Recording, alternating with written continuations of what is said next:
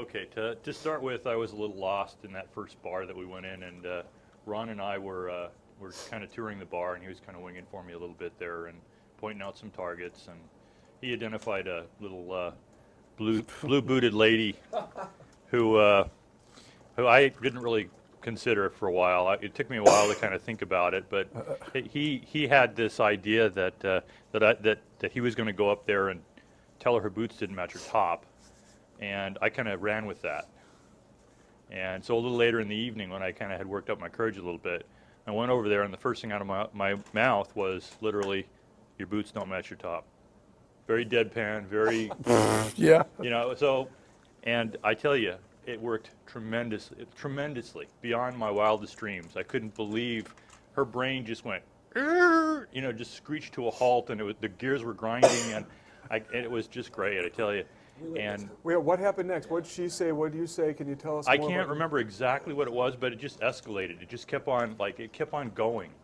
So, I mean, I was doing this, and we were laughing, and it was fun, and I tell you, I was just having a great time with it. Did you get the feeling that she was coming to you rather than you Yes, having to go after absolutely. Even though she was coming to me in a kind of negative way, she was definitely explaining herself, and she was criticizing me. She was going, "You shouldn't come up to people and tell them you shouldn't criticize people," and I'm like, "Oh, whatever."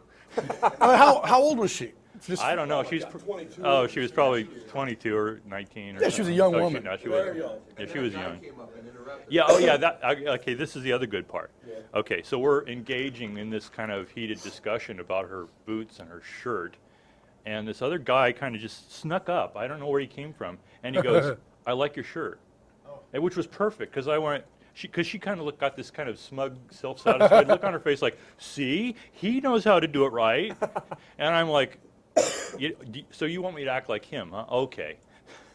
So I did another little disconnect there, and That's great. and so So, What did you say? He said you said something about liking her shirt, right? oh yeah, okay. Then after that, I said, "Oh yeah, I like your shirt. I got no problem with your shirt." Awesome, dude. So I mean, so it was just flowing. It was just I didn't have to think about it. I was just doing it. Did you get the sense that the guy who came up and tried to kind of like compliment her, that she was more dismissive towards him than she was Oh towards yeah, you? absolutely. She was focused on me throughout the whole thing. I mean, she didn't care about that guy. He was like an incidental player in the whole play that we were performing. I mean, it was like the best little interaction with a woman I've had in my life. I think it was fun. It was just nice.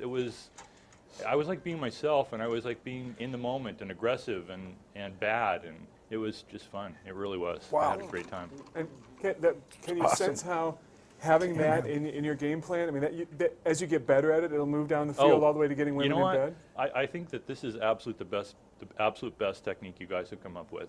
I think it's the most powerful. I think it's the most empowering. I think it's I just think it's like the nuclear option. It's really good stuff.